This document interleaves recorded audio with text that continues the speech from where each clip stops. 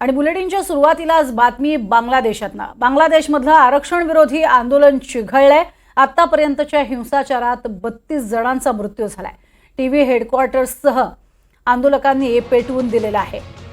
तर बांगलादेशमधली ही आपण दृश्य बघतोय, किती मोठ्या प्रमाणात आंदोलन चिघळलेलं आहे।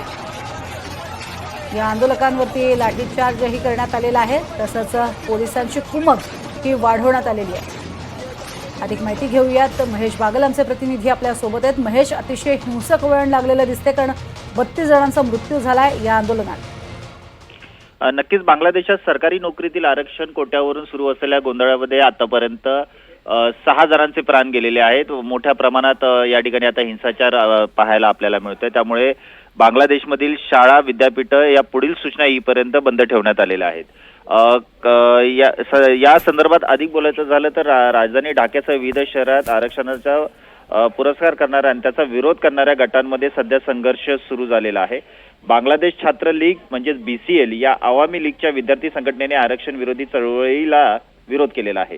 विद्यार्थ्यांच्या गटांनी एकमेकांवर काठ्या आणि विटा फेकून एकमेकांवर हल्ले करण्यास सुरुवात केलेली आहे आणि ठिकठिकाणी जाळपोळीच्या घटना सुद्धा समोर आलेल्या आहेत। सुरक्षा यंत्रणांकडून या जमावाला पांगवण्यासाठी अश्रुधुराचा आणि रबरी गोळ्यांचा वापर केला गेल्याची माहिती समोर येत आहे। एकंदरीत पाहता आरक्षण विरोधी चळवळीच्या समन्वयांपैकी एक म्हणजे अब्दुल्लाह सालेहनी आणि अयोन यांनी या संदर्भात आंदोलकांना शांत राहण्याचं आवाहन केलेलं आहे। मात्र काही केल्या जी परिस्थिती आहे ती नियंत्रणात अद्याप आलेली नाहीये असं दिसून येतंय। नक्कीच, तुर्तास धन्यवाद या संपूर्ण माहितीसाठी महेश। तर बांगलादेशमध्ये हा हिंसाचार उसळलेला आपल्याला पाहायला मिळतोय। आतापर्यंत 32 जणांच्या मृत्यूची बातमी समोर येते। तर बांगलादेशात नेमकं घडतंय काय तेही पाहूयात ग्राफिक्सच्या माध्यमातून। गेल्या काही दिवसांपासून बांगलादेशात विशेषतः राजधानी ढाक्यामध्ये हिंसाचार उसळलाय। ढाका विद्यापीठाच्या विद्यार्थ्यांनी सरकारच्या आरक्षण धोरणाविरोधात आंदोलन सुरू केलंय। शेख हसीना सरकारनं आंदोलन मोडीत काढण्यासाठी पोलीस आणि इतर यंत्रणा तैनात केली।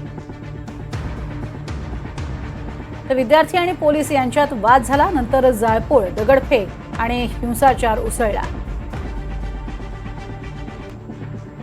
आंदोलनकर्त्या विद्यार्थ्यांना पोलीस तसंच सत्ताधारी पक्षाच्या कार्यकर्त्यांनी मारहाण केल्याचाही आरोप झालाय। तर बघता बघता ढाक्यातलं आरक्षण विरोधी आंदोलन संपूर्ण बांगलादेशात पसरलं। सरकारनं ढाका विद्यापीठासह सर्व खासगी विद्यापीठ कॉलेजेस बंद ठेवण्याचा निर्णय घेतलाय। आतापर्यंत या जाळपोळीत हल्ल्यात 32 जणांचा मृत्यू झाला अशी प्राथमिक माहिती आहे। भारतीय नागरिकांनी गरज असेल तरच घर हॉटेलच्या बाहेर पडण्याचं सरकारनं आवाहन केलेलं आहे बांगलादेश स्थित भारतीयांना।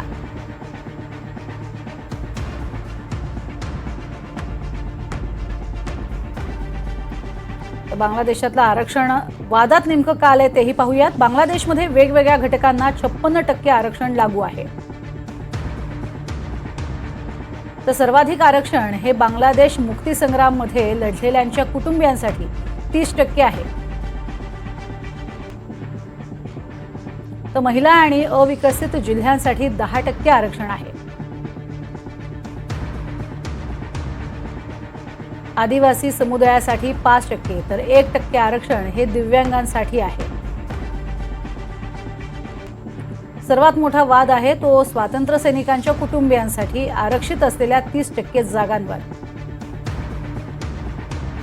या 30% जागांवरती सत्ताधारी म्हणजेच आवामी लीग स्वतःच्या कार्यकर्त्यांची भरती करत असल्याचा आरोप आहे।